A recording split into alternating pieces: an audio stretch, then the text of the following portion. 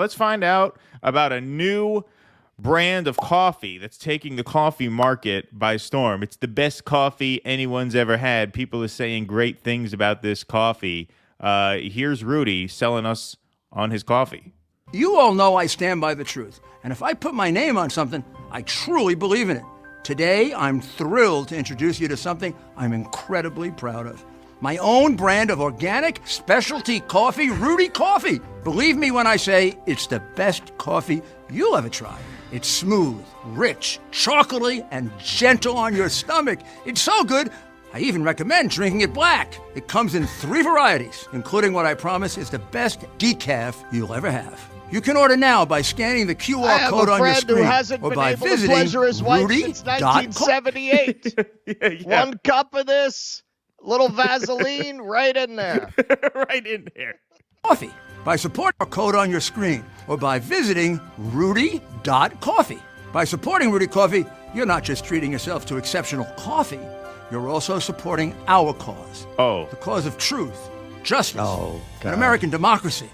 You'll also be supporting the Call to Action nonprofit, which is devoted to helping veterans and first responders. So you can make a difference and taste the difference. 45 cents from every purchase goes towards helping the vets. The rest goes to my legal fees. But we donate 45 cents of every purchase to the veterans. You want to help the veterans, don't you? I love how he tagged that on there. We're like, yeah, we have to donate at least a portion of this to some charity. Okay, so I remember when the guy in the middle was the mayor of New York. Yes. And I must say, if you had asked any of the victims of his Gestapo what their fondest wish would have been for Rudy Giuliani, he of the anal rape with a broomstick police force. Any New Yorker will remember that incident. This is probably what you would have wished for, to have an elderly, bankrupt Giuliani hawking coffee for his legal bills. Yes. This is beyond the wildest dreams of any Giuliani hater of what kind of vengeance fate might have in store for him. That's right. Rudy Giuliani launches $30 Rudy Coffee after WABC drama, bankruptcy case, and legal woes. Smooth, rich, and chocolatey. He's back on the grind. That's a classic New York Post turn of phrase there. Back on the grind. Yes. Former New York City Mayor Rudy Giuliani launched... where credit is due. They are good at what they do. Indeed. Yeah. That is a good one. No one does tabloid better. Their headlines are comedy gold. Yes. Back on the grind. Former New York City Mayor Rudy Giuliani launched a coffee brand on Monday as he attempts to climb out from a mountain of debt and fight multiple criminal indictments. For $29.99, 2 pounds of the finest beans imaginable can be yours, according to Giuliani. If I put my name on something, I truly believe in it, the 79-year-old said in a promotional video touting his 3 different blends of Rudy coffee. On his America's Mayor Live podcast, Giuliani said the coffee was the invention of mine and Dr. Maria. So who's Dr. Maria? Dr. Maria being his business partner and former WABC co-host, Dr. Maria Ryan, who is also a former New Hampshire hospital administrator. Giuliani was recently suspended from his $15,000 per month radio gig at WABC by station owner John Katzimatidis for over his refusal to stop promoting 2020 election conspiracy theories on the Rudy Giuliani show. Okay, and just right here, I have to ask, how big a lift is that really when you're getting paid $15,000 a month and you're getting sued from every side? You can't just stop talking about that? Yeah. Well, apparently, not only is that, a financial liability, but apparently his spending was kind of out of control throughout this process. People get used to a lifestyle, they can't give it up. Yep. It's just like you get hooked on it. Like, okay, so the show was one of Giuliani's last remaining sources of income, according to his lawyers, with the other being his Social Security benefits. And it's also a way of signaling status. Like once you're in that crowd, you have to keep up with that crowd or you're not in that crowd anymore. Well, yeah, that's a big part of it. The former mayor filed for Chapter 11 bankruptcy last December, a week after a jury ordered him to pay a $148 million civil judgment to two former Georgia election workers. Giuliani was found liable for defaming mother and daughter Ruby Freeman and Shay Moss by accusing them of committing voter fraud while counting ballots in Fulton County in the 2020 presidential election. Aside from the civil judgment, his debts also include $1.4 million in unpaid legal bills, a $700,000 IRS tab, and another $260,000 owed to the New York State tax authorities, according to court filings. He promised the New York Bankruptcy Court in January that he'd limit his spending to $43,000 per month amid the proceeding. Again, how rich people live. Yeah, I'll keep my budget in under control. I'll only spend $43,000 a month. I'll keep my spending to what the median person takes in after taxes in a year. $43,000 a month, but reportedly blew through nearly $120,000 that same month, according to the New York Times. America's mayor, quote unquote, also alleged to the bankruptcy court that the Trump 2020 campaign and the RNC still owe him $2 million in legal fees for challenging the former president's election loss. Yeah, good luck seeing any of that. Giuliani has been indicted in both Georgia and Arizona in connection with an alleged conspiracy to overturn the election results. Giuliani, who turns 80 on May 28th, was served in the Arizona case during his Palm Beach, Florida birthday party over the weekend. He pled not guilty at the same time he launched this coffee brand. So that label, America's Mayor, for those younger dissidents in the audience who may not know, that became his nickname shortly after 9/11. When in October of 2001, just to think of this guy's fall from grace, this guy was the favorite to become president in 2009, in October 2001. Everyone loved this guy just because he made them feel good after 9/11. He was a shoulder to cry on. His horrific record as New York City mayor didn't matter. He was a consoling voice after 9/11 to the point where, yes, he was the favorite at that time to succeed George W. Bush. Now, by the time he actually ran for president, he got nowhere because the Bush brand was in the toilet and he was very much joined at the hip to the Bush foreign policy. That sank him in a way. And McCain kind of emerged as the guy whose heart was in the right place. That's everybody said that about McCain. Even the people who didn't like him. His heart was in the right place. You're misremembering.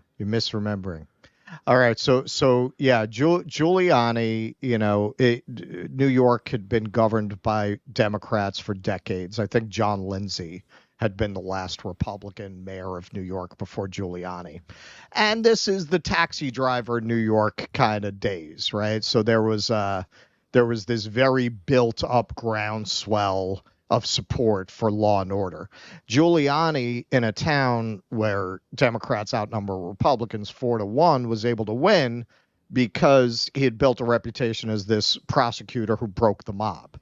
Now, that was because he was the first prosecutor to really use the RICO Act and so on, but that's a whole other story.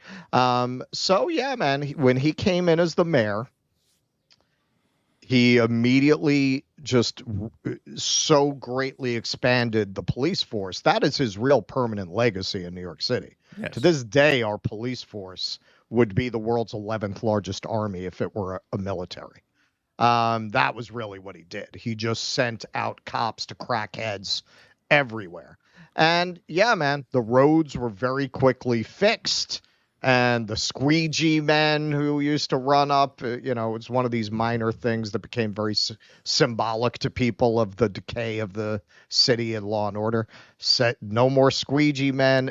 He did all that in his first term, which is why he won a second term. I'm not going to get it twisted. He won re-election. People were happy with what he did. He, for better or worse, cleaned up the city faster than you ever could have expected somebody to do. Well, that was the precursor to the Mike Bloomberg years, right? He was seen as clearing the way for the gentrification he cleared. Exactly. Yeah. He cleared out all those things. And I mean, that's a whole other thing. He made, I always say, he made New York attractive to a kind of person that never would have moved to New York before. People used to move to New York because they wanted to be the Ramones or they wanted to be Andy Warhol. After Giuliani and coinciding with Giuliani, it was on the air at the same time. People came here wanting to be the cast of Sex and the City. And they remade it all in their own consumer porn image. And that's why you have the New York you have now. But the second term, he went nuts.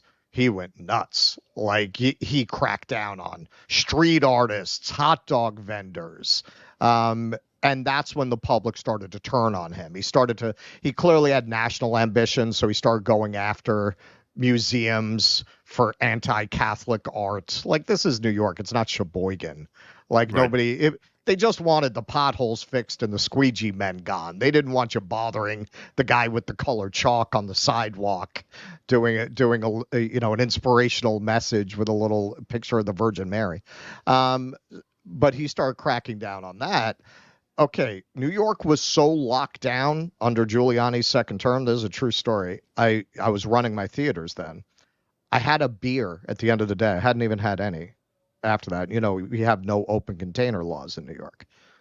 I literally got out of a cab to walk across the sidewalk to my front door with a beer. A cop did a U-turn and came back and gave me the ticket for fucking walking from the door of the cab to my front door with a beer. It's illegal, but it was very obvious these guys were under a lot of pressure to do things like that they had a quota to meet. It's illegal to have a quota, but they very obviously did when you looked at some of incidents like that.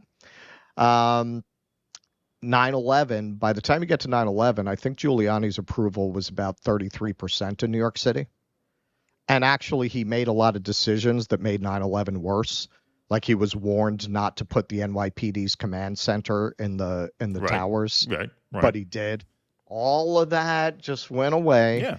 But he was purely a media creation. Nobody looked at his popularity in New York City. They just decided they needed to have this figurehead of New York resistance and resilience of New York. Completely rehabilitated him. And but the reason he really got nowhere in the New York primary, in the Republican primaries, was look, as much as he was a right-wing anti-crime, law and order kind of a figure, you can't be all that culturally conservative and get elected the mayor of New York. Yeah, so he did run into that too, yeah. He had been in drag on Saturday Night Live. That became a big thing in the Republican primary. His stance on abortion. He had officiated at a gay friend's wedding. The kinds of things that are a problem for you as a Republican with the fucking wingnuts that vote in a Republican primary. Those things came back to bite him, and that was it. Yeah, no, that definitely hurt. Yeah, absolutely. I remember the drag thing on SNL. That was a big thing too.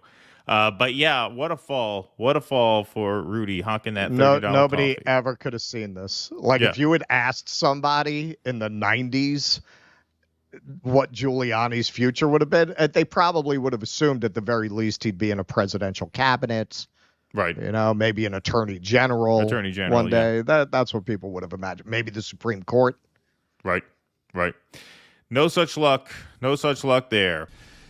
Please clap.